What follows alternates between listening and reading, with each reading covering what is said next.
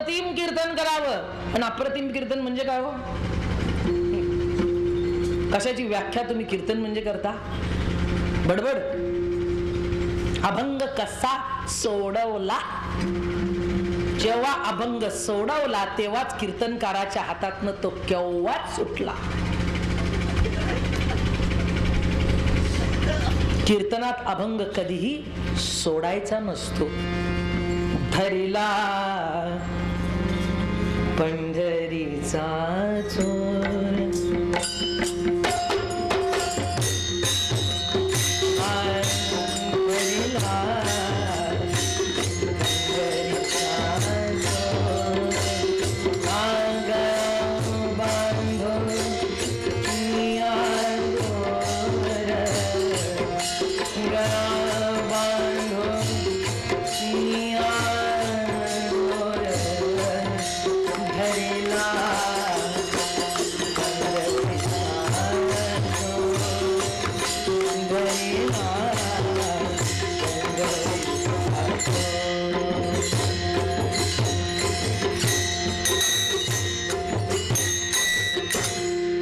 आणि अशा पांडुरंगाला ज्यांनी पकडून ठेवलं, कळलं की नाही? नवे नवे नुसतं पकडून ठेवलं नाही.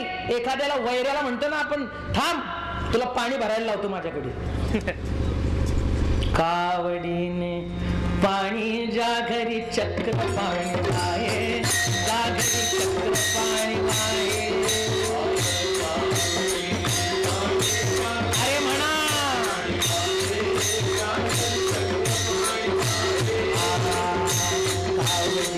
पाणी गागरी चक्र पाणी वाहे, गागरी चक्र पाणी वाहे.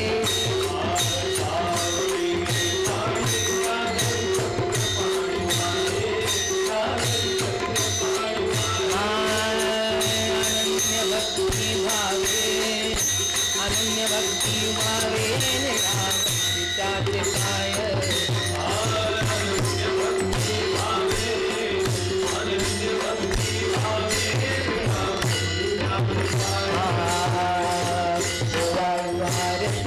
स्वामी एकनाथा, स्वामी एकनाथा.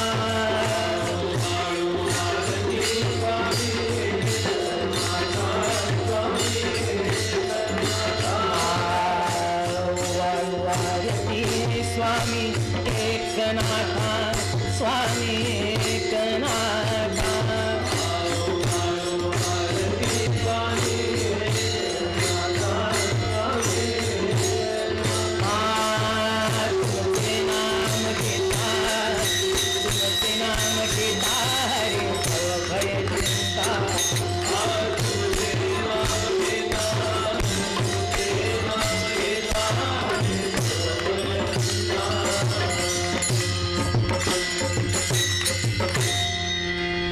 रोगियानावर्तता व्याख्यान्नवे परमार्था, भगवत प्राप्ती चित्ती व्यथा. हे अर्थता परमार्थी. म्हणून आज थोडीशी घाबरले होते. म्हणजे तशी घाबरलेत नाही हो. सातारच्या आखाड्यातला पैलवान आहे.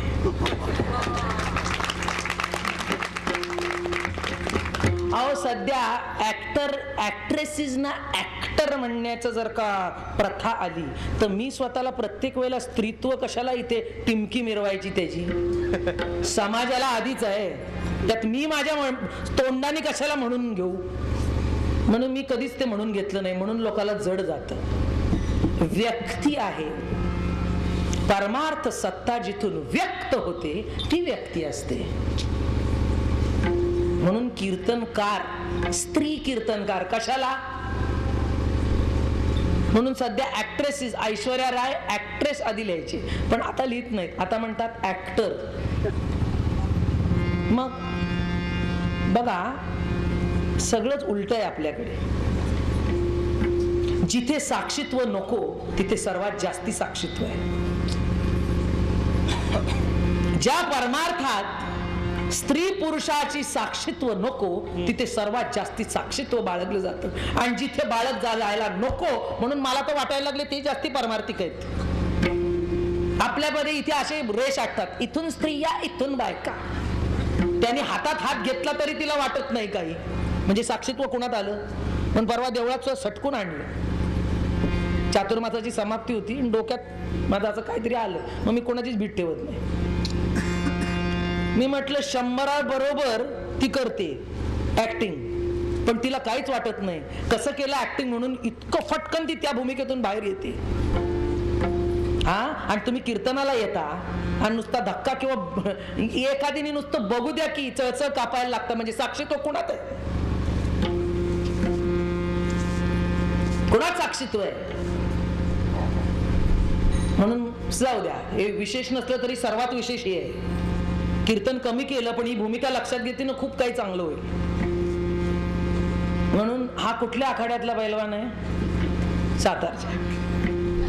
माती मळून लावतात आणि कुस्ती सरच केली जाते. म्हणून सद्गुरुनाथांनी जो परमार्थ असा आखाड्यासारखाच केला. नित्य उठवून या युद्धाचा प्रसंग,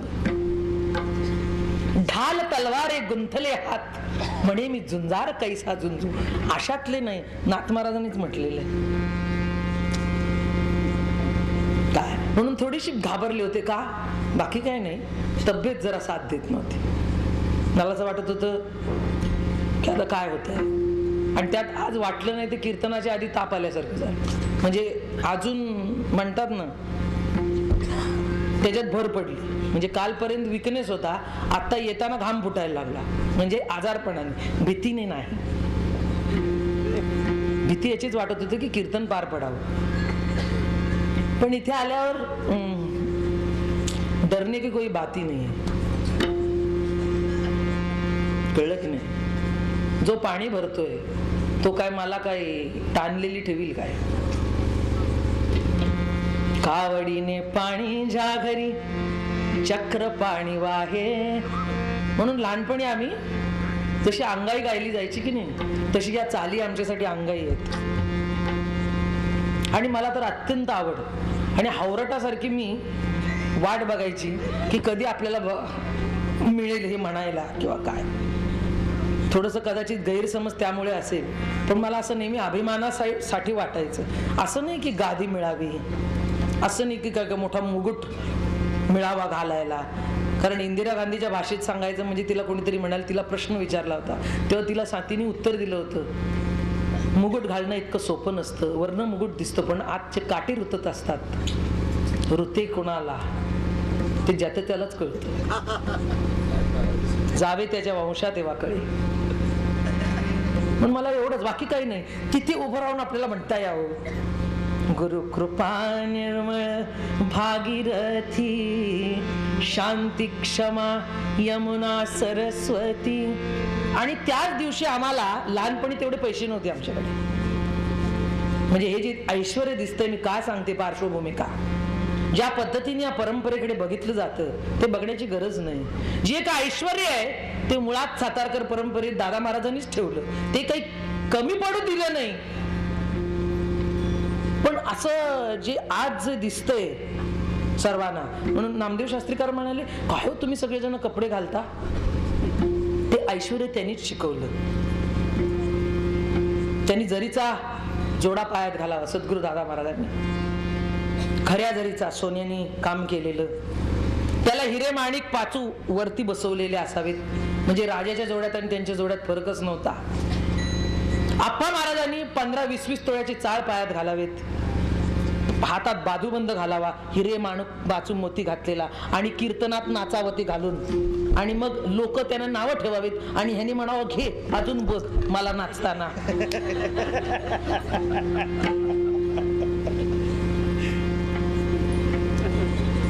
लोकांनी टिंगल करावी, हा काय करणार आहे, कळलं की नाही, हिणवावं,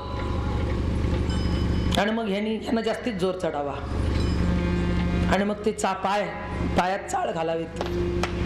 मला ते काही बाकी आठवत नाही, पण त्यांनी मला मांडीवर घेऊन जे वाढवलं त्याचं स्फुरण हे कीर्तन आहे, बाकी काही नाही.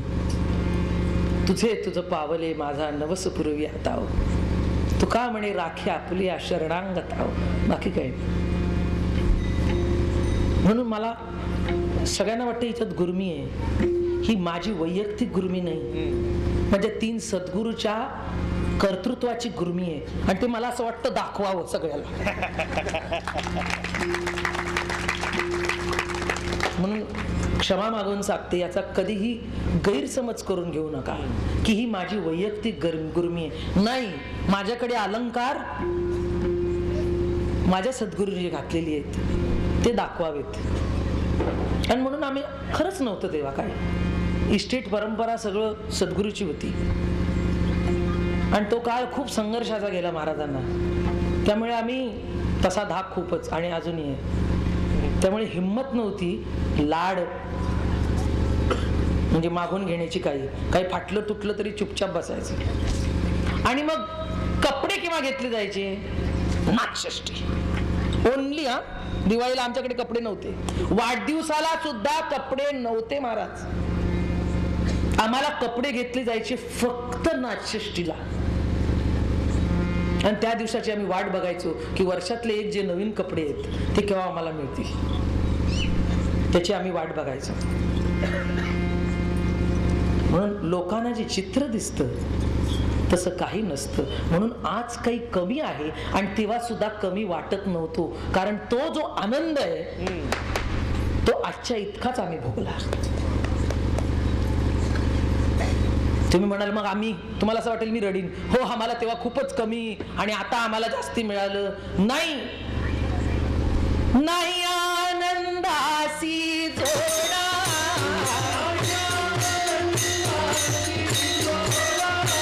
नाही आनंदासी जोडा,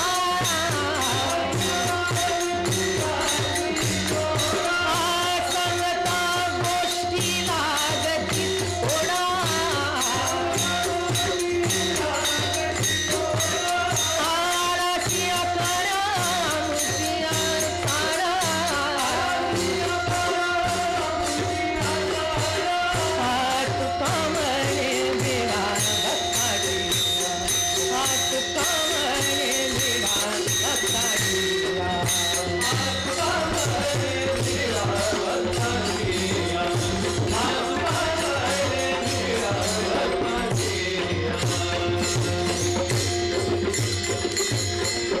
हे कोणाबद्दल म्हटलं मी? संताबद्दल. हा अभंग देवाबद्दल आहे, संतांनी म्हटलेला. पण गुरुकृपा निर्मळ भागीरथी, जर का देवही संतही स्वयंभू आहेत तर ते आकाराला कुणासाठी आले? तुम्हाला माहितीये, देवाने आधी जन्म घेतला आणि पायवाट निर्माण केली संतांना चालण्यासाठी.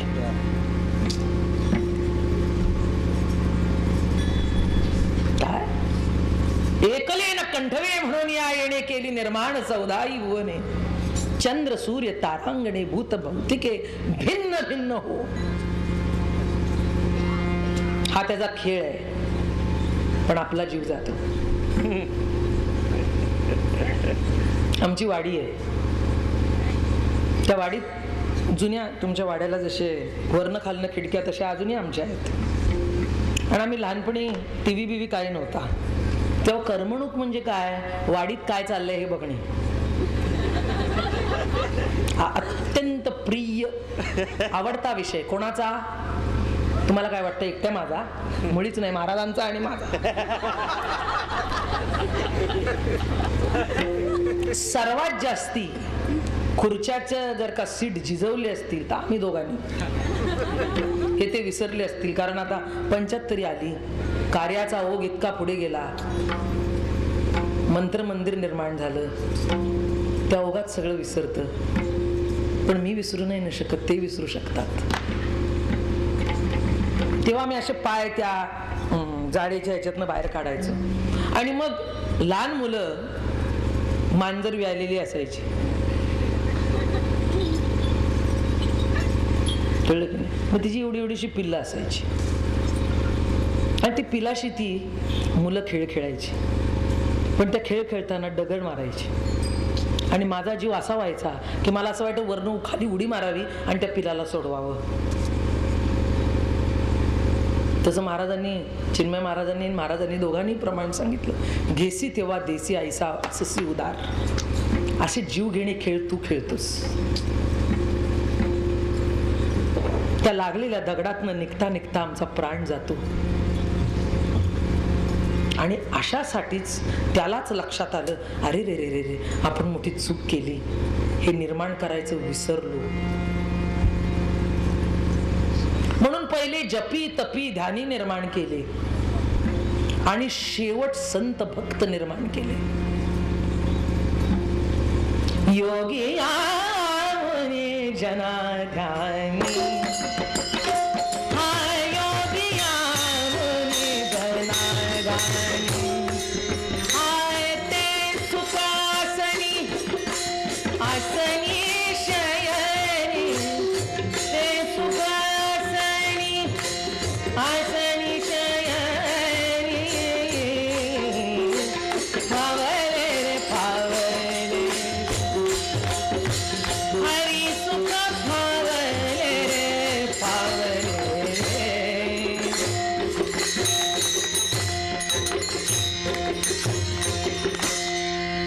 शकलं नाही देवाला सुद्धा. म्हणून पहिले भक्त आणि मग संत.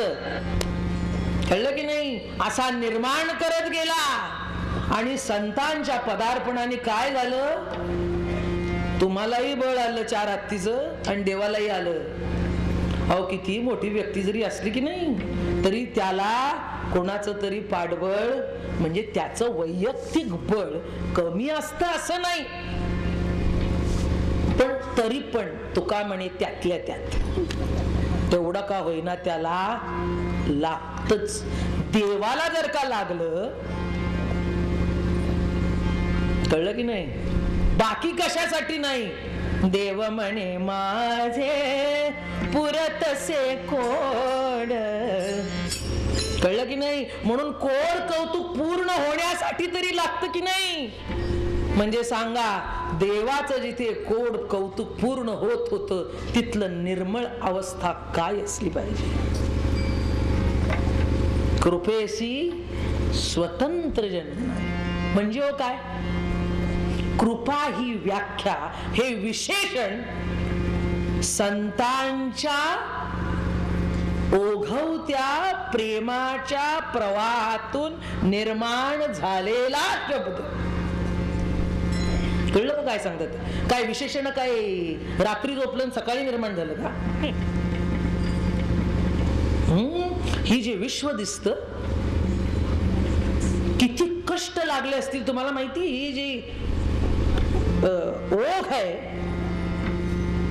कळलं की नाही, मत्स्य अवतार, कुर्मा अवतार, वरा अवतार, नरसिंह अवतार, वामन अवतार, परशुराम अवतार, राम अवतार, कृष्ण अवतार, ही त्या देवत्वाची सुद्धा वाढ आहे. पण संताची वाढ कुठे तुम्हाला दिसते? हो, त्यात पण आहे. कळलं की नाही? ज्ञान देवे रचिला पाया, ज्ञान देवे रचिला पाया, उभारिले देवालया. पण तो दिसत नाही हो जास्त, कारण तो जमिनीत स्वतःला गाडून घेतो. मग आता दिसलं नाही तर जमेल कसं हो सगळं बाकी, सांगा मला. म्हणून दिसण्यासारखी जी इमारत वर उभी राहिली, त्यातला एक व्यापक अविभाज्य घटक जनार्दन एकनाथ. खांब दिला भागवत, खांब दिला भागवत, ज्ञान देवे रचिला पाया. काय म्हणून काय सांगितलं? गुरु कृपा निर्मळ भागीरथी, शांती क्षमा यमुना सरस्वती. इतकं सोपे वाटले काही शब्द? उचलले जीव, लावले टाळ्याला. माणसं सगळेच म्हणतात आम्ही ना ठरवलं आता शांत राहायचं. ठरवता खूप, होतं काय आतून? नाथाकडे, नाथ महाराजांकडे टवाळांनी गावच्या जो ब्राह्मण घरी पाठवला होता तुमच्या पाठवू.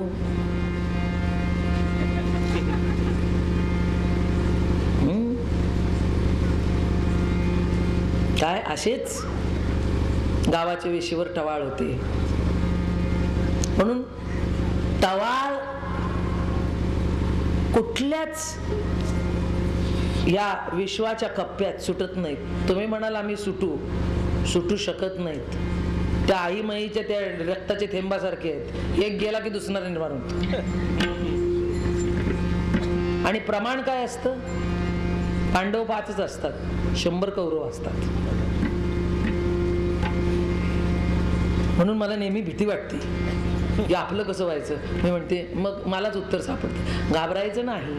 5च पांडव होते, 100 कौरव होते, पण देव कोणाच्या बाजूने आता म्हणून अशी मुसंडी मांडून मी बाहेर येते. पण अवघड आहे जीवन, काय सोपं आहे का? मग आता वाटतं काय होणार. मग मी अशी डोळे झाकते, 2 श्वास घेते जोरात आणि काय नाही, येतं बाहेर, कुछ होता नहीं. कळलं की नहीं? दुनिया झुकती है, सिर्फ झुकाने वाला चाहिए. तुम उनको अगर लगेगा कि तुम झुकता है तो वो तुमको और दबाएगा. म्हणून दुनिया झुकतीये. मग एकाने मला सांगितला दुसरा गुरु मंत्र फार चांगला.